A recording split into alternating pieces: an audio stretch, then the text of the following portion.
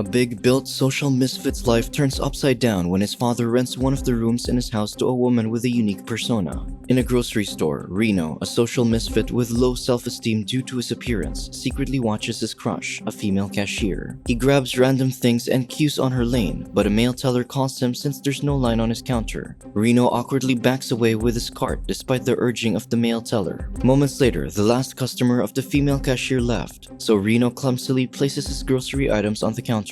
The woman glances at him and briefly remarks about what he's buying, but Rino can only smile stiffly before leaving. He immediately imagines himself as a rhino arrested and chastised by the canine police for having improper thoughts toward the female cashier. These strange ideas are brought to life as Rino draws a comic strip about it. His solitude is disrupted when the doorbell rings. He crumples his drawings and hurriedly cleans up the living room as much as he can. His close friend Philippe barges in like he owns the house while blabbering about intimate relationships. The two spend an evening driving while the playboy boasts about a time when he had a romantic relationship with a roommate. He concludes that romance will bloom if a man and a woman reside in a house together. The car stops and Philippe greedily collects the overpriced fare of his passengers. The cab riders, shocked upon hearing his crazy stories and taxi fare, dispute his pricing, but the driver skillfully leaves them with no choice by pointing out that his rhino friend has his back. Rino's unremarkable days pass as he watches TV, draws comics, receives translation jobs, and daydreams about his worldly desires. One early morning, Rino's father, Mr. Hansen, and his toddler sister unexpectedly visit the house. The older man stays glued by the entrance as he explains that he and his wife have decided to rent the vacant room in their son's house. The comic book artist explains that it's his current office, but his father insists everything is final. The older man searches for his daughter and finds her on the couch. He instructs his son to clean up and empty the room since the tenant will arrive on Sunday. The weekend arrives and Rino goes to an indoor golf center with his only friend. As usual, he daydreams about his fantasies about the woman around him. Then he tells Philippe about his situation and comments that it'll be good for him since it can lead to an amorous relationship, just like his friend's conclusion. However, Philippe snickers at him, implying he's a hopeless case. He returns home afterward and finds an attractive woman who introduces herself as Malin, the new tenant. Unlike Rino, she's very outgoing, so she asks him questions to get to know him better and shares that she transferred here from Sweden to put things into order. So she declares that she'll study at the university and work diligently in a restaurant while avoiding partying, recreational medicine, and men. When the woman leaves for work, Rino enters her room and smells some of her garments.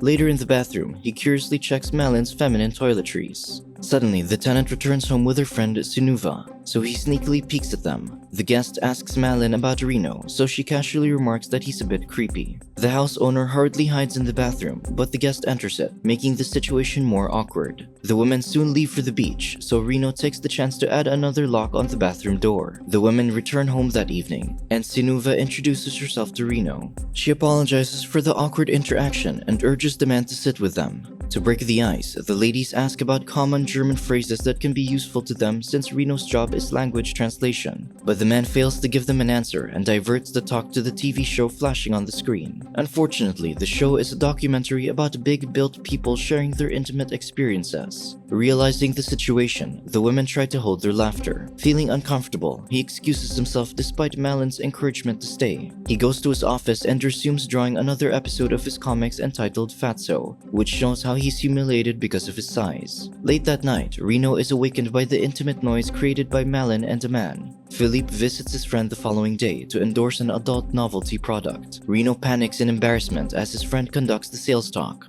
Just as he manages to halt Philippe, Malin and her bodyguard Magnus arrive. After a brief introduction, the guest nonchalantly comments about the product. Suddenly, Philippe angrily confronts his friend for giving him this mortifying gift and walks away. Rino chases him, confused about what occurred, so Philippe tells him he's helping him get rid of Malin by making him creepy. The house owner urges his friend to leave and immediately returns to the dining room to clear his name. Malin remarks that being normal is boring, and Magnus diverts the conversation to breakfast. Upon entering his room, Rino sees the novelty product again and watches the instruction manual.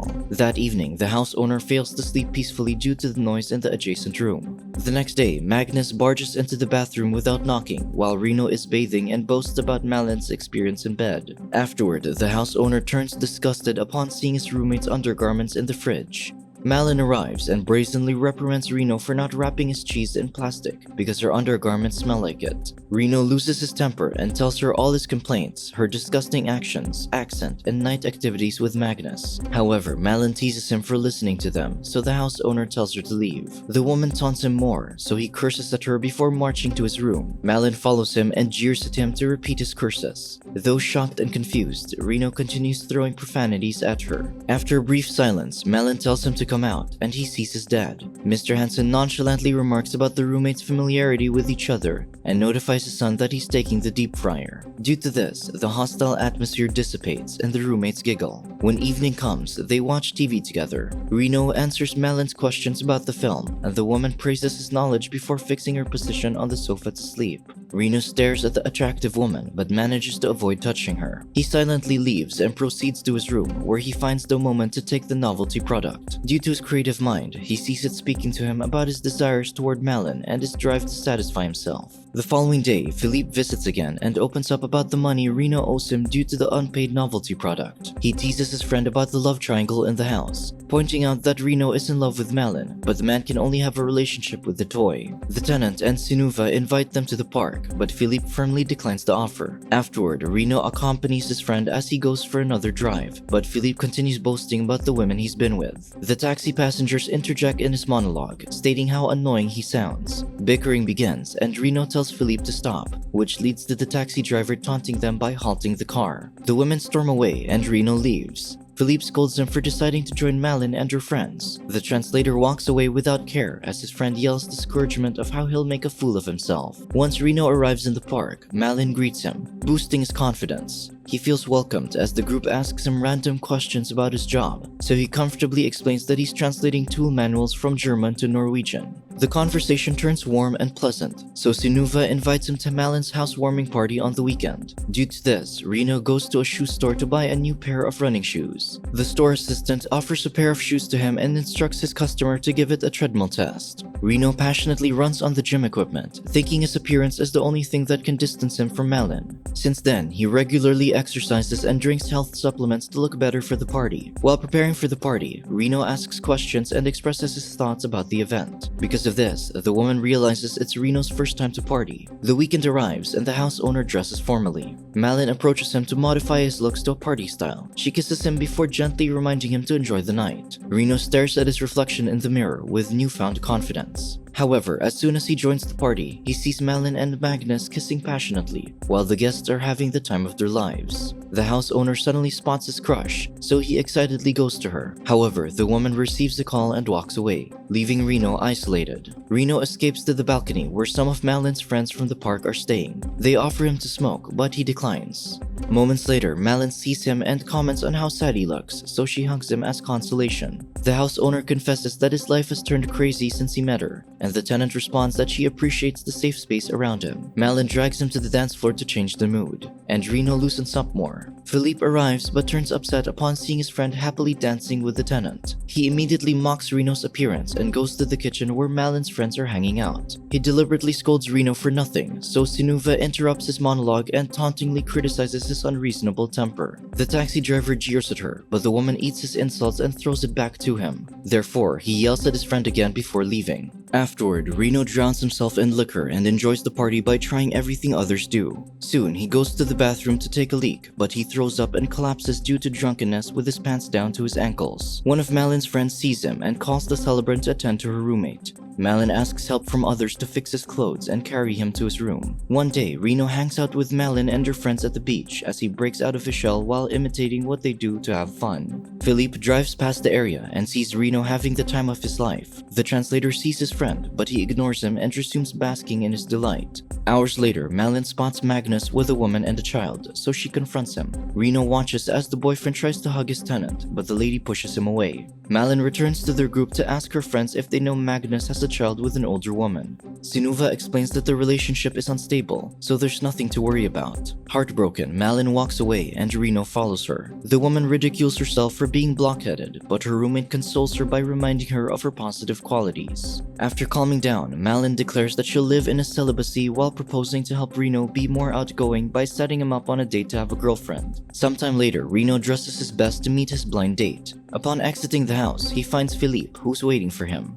His friend apologizes for his behavior, but the translator walks ahead and casually informs him he has a date. Philippe cheers him on this time and asks him to give an update tomorrow. Rino enters the restaurant and spots a beautiful woman who seems to be waiting for someone. He immediately approaches her and awkwardly compliments her. The lady becomes uncomfortable and tells him she has a date. Rino confidently introduces himself, thinking she's her blind date, but another woman suddenly calls out to him. The translator turns around to see a woman of a similar size to him. She introduces herself as Nina, his actual date, making the other woman snicker. Moments later, Rino and Nina sit together, but the woman excuses herself to use the bathroom. A man arrives, meeting the beautiful lady Rino has mistaken as his date. The other couple gossip about him, and the translator feels humiliated. When Nina returns, he insults her appearance and pours the drinks onto himself. Instead of getting angry, the woman holds his hand in consolation, but Rino hardly leaves. Late that evening, Malin finally arrives home. Rino harshly confronts her for setting him up with someone like him, saying it's disrespectful. Before sending her away, he enumerates Malin's shortcomings, including her lousy taste toward men. As she leaves, Rino decides to forget all his humiliations and face the world head-on by finding a woman he can finally share his first intimate night with. Therefore, he calls Philippe to drive him to a brothel. His friend jokes about their destination, so Rino taunts him that he has no idea of such places and only brags false stories. To save face, the driver brings him to a bar where female dancers are the main attraction. Rino asks his friend about their next step, but Philippe has no idea, so the translator walks away disappointedly. Soon, they arrive in another shady place, and this time, the driver helps Rino knock on the door before turning his back to wait in the car. Rino enters the secret brothel, and the owner introduces him to various women. She advises him to take Nikita, who's suitable for first-timers like him. He chugs a beer bottle to boost his confidence, but when Nikita starts to sweet-talk him, he backs away and hurriedly leaves.